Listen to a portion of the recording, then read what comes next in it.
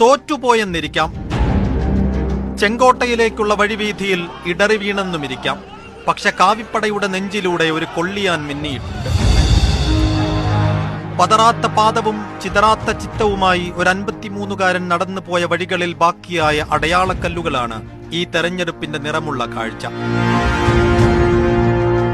കാവിമാഞ്ഞ വഴിയോരങ്ങളിൽ തെളിഞ്ഞുവന്ന നീലക്കല്ലുകൾ രാഹുലിന്റെ നെറ്റിയിൽ പൊടിഞ്ഞ വിയർപ്പു കണങ്ങളാണ്. നിരാശയുടെ നിലയില്ലാ കയത്തിൽ നിന്ന് കോൺഗ്രസിനെ പിടിച്ചുയർത്തിയ രാജകുമാരൻ. വീണും എണീറ്റ് നടന്നും മുന്നോട്ടാഞ്ഞും പാകം വന്നൊരു രാഹുൽ ഗാന്ധിയാണ് ഈ തെരഞ്ഞെടുപ്പ് ബാക്കിയാക്കുന്ന ശ്രദ്ധേയ കാഴ്ചകളിലൊന്ന്.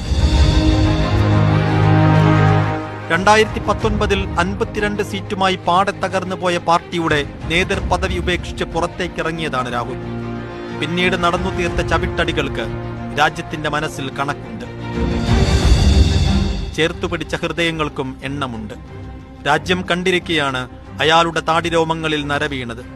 അനക്കങ്ങളിൽ, നോട്ടങ്ങളിൽ, വാഗ്വിലാസങ്ങളിൽ പുതുക്കിപ്പണിത് പൊളിച്ചു വാർക്കപ്പെട്ട ഒരു നേതാവ് ഉയരെടുത്തതും കൺമുന്നിലാണ്. അപ്പുറത്തൊരാൾ വിഭജനത്തിന്റെ കാഷായ വസ്ത്രവുമായി രാഷ്ട്രീയ തീർത്ഥാടനത്തിനിറങ്ങിയപ്പോൾ രാഹുൽ ഇരുൾ വീണ വഴികളിലൂടെ വെളിച്ചം വിതറി.